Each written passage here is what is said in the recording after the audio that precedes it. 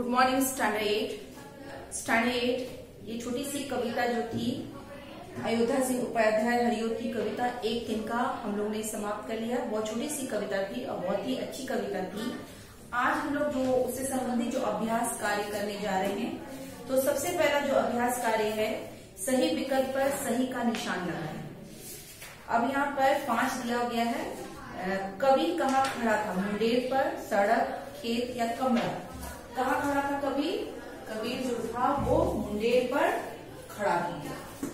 मुंडेर। Number ख, अचानक से कवि की आंख में क्या गिरा? क्या गिर गया था? अचानक से हवा तेज चली थी और क्या गिरा? एक तिनका। तिनका उसकी आंख में आ गिरा। लोगों ने किसकी मूठ बनाकर कवि की मदद की? रुई की, कागज की, कपड़ा का या घास का?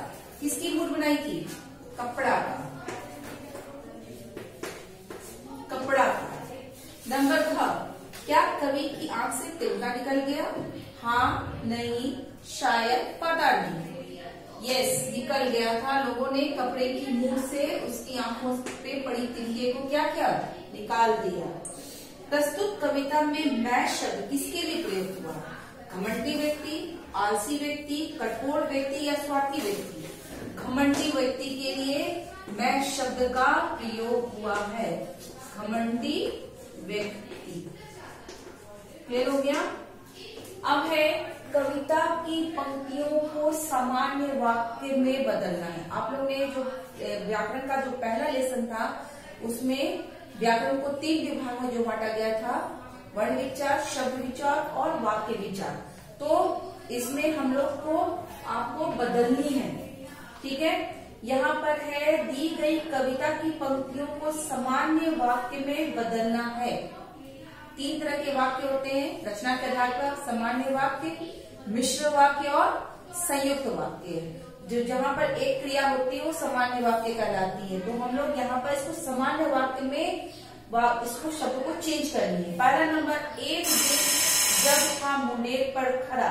अब अगर हम इसे सामान्य वाक्य में लाएंगे तो क्या होगा? एक दिन जब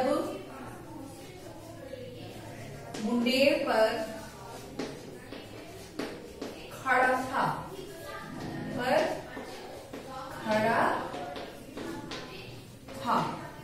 नंबर 2 में है लाल होकर आंख भी दुखने लगी। अब इसे सामान्य वाक्य में लाएंगे तो क्या होगा? आंख भी लाल होकर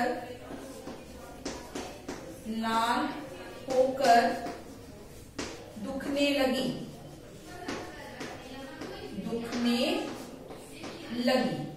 क्लियर हो गया? नंबर 9 में है एक बेचारी दबे पांव भागी। इसमें क्या होगा? बेचारी एट दबे पांव भागी। क्लियर हो गया?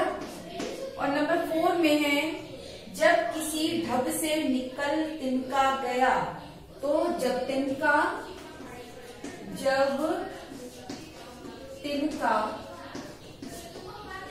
किसी ढब से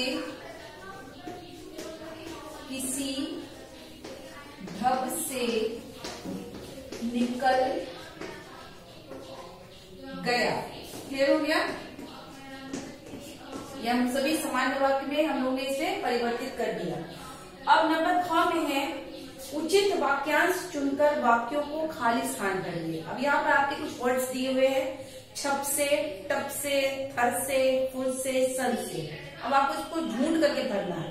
तो मेढक पानी में क्या होगा? छप से। पानी में जब हम लोग गिरते हैं तो छप की आवाज होती है। नल बंद होने के बाद पानी की एक बूंद डैश चूक गई। कैसे चूकती है? टप टप। देखते हैं ना, जब पानी नल खुला होता है और उसे जब बूंद नीचे गिरती तो टप टप की आवाज होती है। शोर होते ही चिड़िया डैश उड़ी। क्या करती है? खुर से।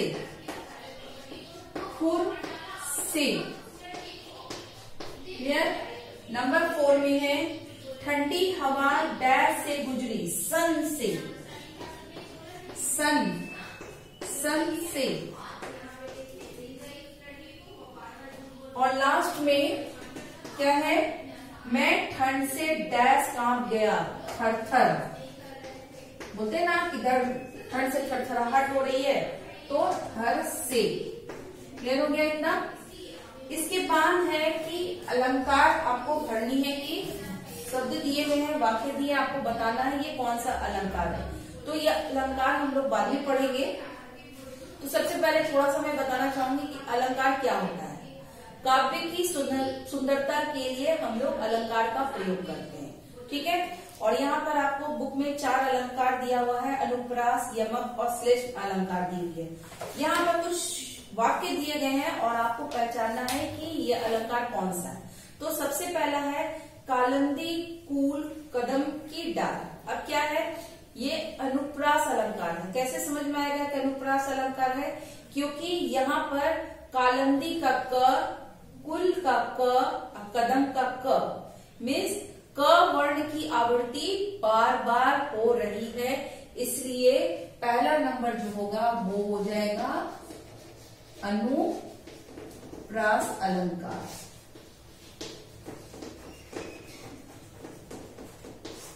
सेकंड नंबर में है तू मोहन की उर्वशी है, उर्वशी समान।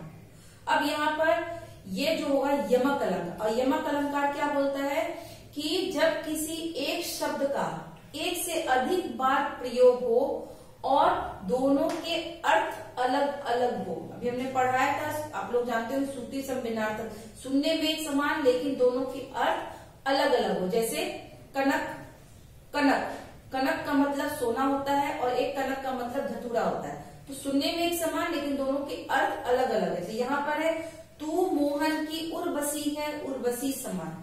तो उर्वशी, तू मोहन की उर्वशी है, उर्वशी का एक अर्थ होता है हृदय और एक अर्थ होता है अप्सरा। तो ये आपका हो जाएगा यमक अलंकार, यमक अलंकार। क्लियर हो गया। नंबर 3 में है तू उठा बबूला प्रेम का, तिनका उड़ा काश। इसमें क्या है, तुलना की गई, उपमान और उपमेय है, एक की तुलना दूसरे से की गई।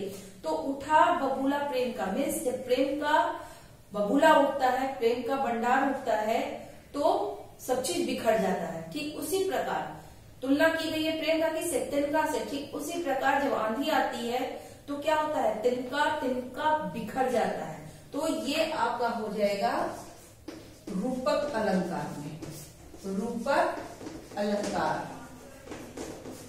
और नंबर 4 में है तिनका तिनका हो गया, तिनका तिनके पास। अब यहाँ तिनका तिनका हो गया, तिनका 3 बार प्रयोग हो रहा है। तिनका तिनका हो गया, तिनका तिनके पास 4 बार हो रहा है। लेकिन 2 तिनका जो है शब्द युग्म है, उसका अलग अलग होता है, अर्थ हो रहा है। तो जब अलग अलग अर्थ बता रहा है तो ये कौन सा अलंकार में हो जाएगा, यमक अलंकार, यमक अलंकार। क्लियर हो गया। जैसे एक तिनका का तृण होता है और एक तिनका मीन्स उनका होता है। तो इस तरह इस पाठ से जितने भी वस्तुनिष्ठ प्रश्न थे वो सभी समाप्त हो गए। और इसमें जो आपके प्रश्न उत्तर है वो मैं आप लोग को रिटर्न फॉर्म में आपको सेंड कर दूंगी। आप लोग इसे अपनी कॉपी में उतार लीजिएगा। Thank you.